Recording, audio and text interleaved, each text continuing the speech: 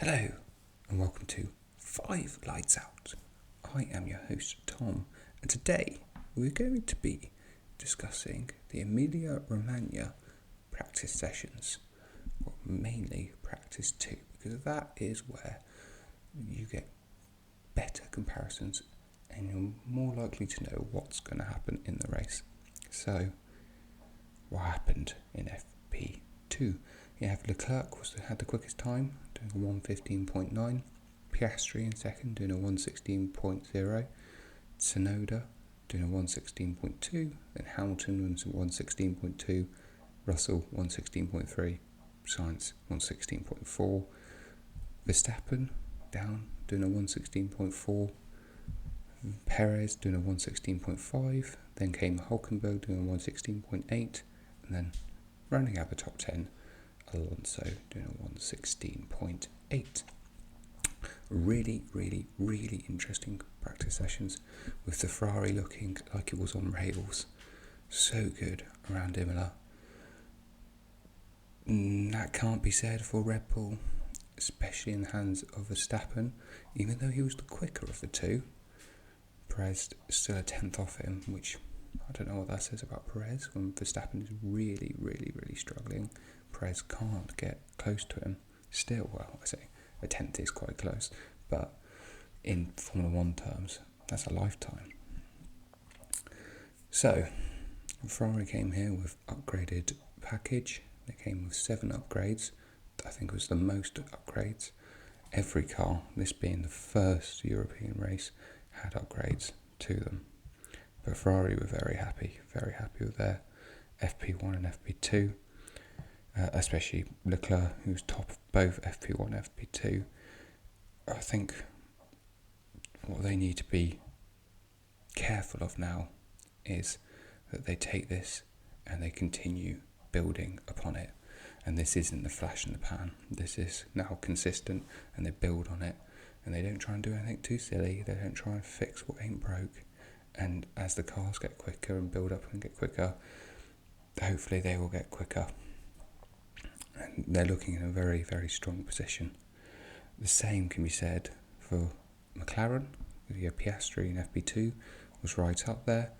Norris was a little bit far down, probably for his liking. He was down in 12th. He did a 1:16.9, but he did have some traffic on his lap. And they were doing a lot of FP1. Norris was doing a lot of comparison work. He had a rake on his car. He had FlowViz in FP1 and in FP2. So they were obviously checking out the new parts they put on the car, making sure that they correlate with the simulator. So I don't think that by any means is Norris' true pace in the car. I think his fastest lap, he was on it. But that cannot be said for Red Bull at all. And it's really quite interesting when you just dive into the data a little bit with Red Bull. So if we look at on the fastest laps, so the best sectors of each, Red Bull very fast in the first sector. They were not the fastest though, which is interesting, because if you think about the first sector, it's that long straight, because the start-finish line is actually quite far down, so it's not actually at the start of the grid. It's actually halfway, if not towards the back of the grid. So you've got that long straight, and Red Bull have been very good in the fast line because of their DRS, their super DRS, which was talked about a lot last year. And then you've got the 2 chicanes, then you've got the Villeneuve chicane, and then all of that into the first sector ends just before the sort of 180 degree corner. And they were very fast there. We're getting into the second sector, which is where we saw Verstappen struggle quite a bit. They were off the fastest, which was McLaren. They were nearly 2 tenths in the best sector off. But that's not the end at all. Actually, Red Bull was slower in the third sector. The third sector comes, so you have the chicane right at the beginning of the sector, and then you go drop down the hill, the 2 left-handers, and then up to the start-finish straight.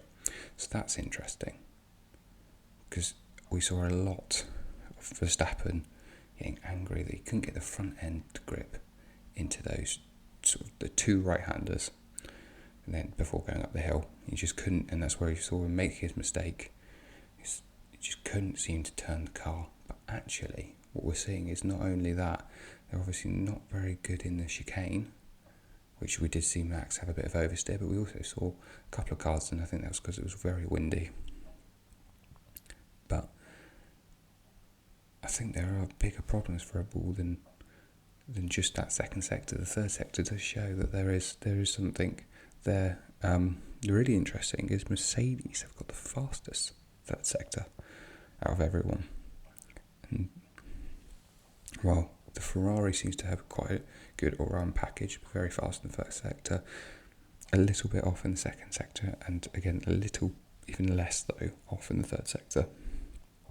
That all-round package seems to be very good. And also McLaren also didn't have a very good third sector, but that has to be caveated with Norris was on a blinder of a lap. He fastest first sector, fastest second sector, mucked up in third.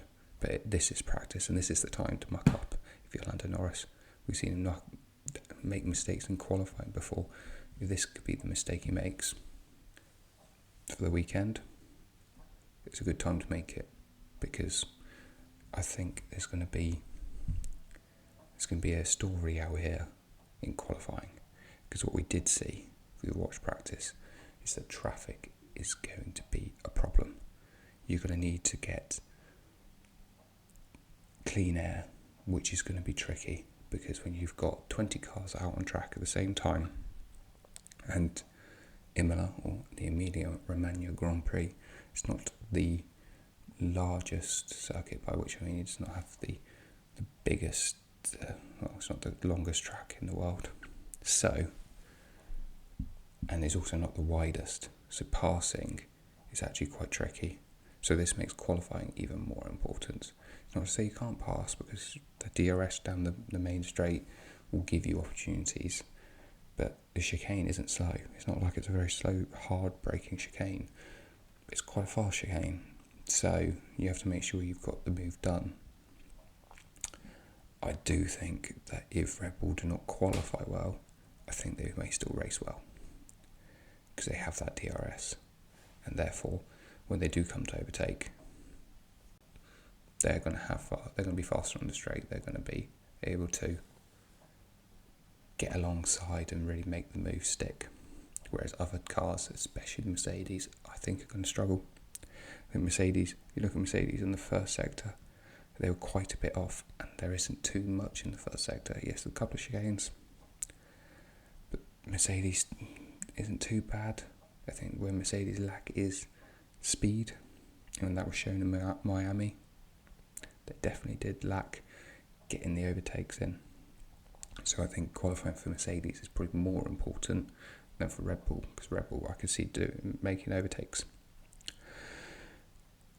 That being said, I think if Ferrari get pole, and Leclerc, this is your turn. I think this is your time to get pole. If you can get pole ahead of Sainz, which you should, because you've been showing that you have dialed into the track very quickly, this could be your race to win. Or McLaren, Piastri look very fast. Norris has looked very fast. Norris made a mistake. Piastri did not make a mistake. So could that be the decider? I think was also really interesting is the long run pace. Charles Leclerc was averaging a lap time of about 120.7, and Lando Norris was 120.8. So that will show that Ferrari maybe have a bit quicker in terms of race pace. Perez averaged a 121.1. Carlos Sainz 121.1. Verstappen a 121.3. I wouldn't read too much into maybe Verstappen. I think Verstappen will be quicker in the race than that. I think maybe he's had traffic, definitely.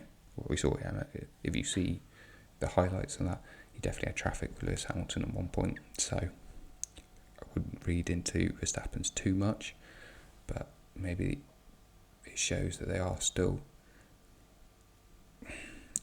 some way off the pace. I think what's going to be really interesting is FP3. Have Red Bull sorted out the front end? We know Max loves a front end grip. He loves to chuck in the car at the front end, and he thinks he can handle what happens at the rear through his own really good car control.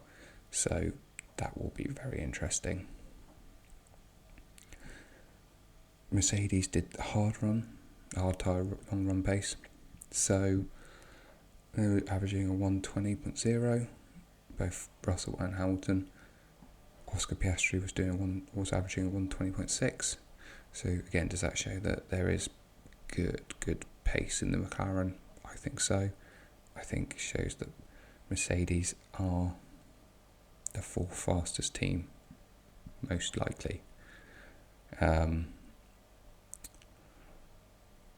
I think I'm going to put some predictions in now. I'm going to say pole position, it's going to be Leclerc, and I'm going to say Leclerc to win the race. My top three in the race are going to be Leclerc, Norris, Verstappen. Controversial, very controversial, I think, that one. But I think this is, if there's ever a race, it's now. And Leclerc, I think you can do this. This was me, this was Tom, this was 5 lights, and the 5 lights are out, and let's go.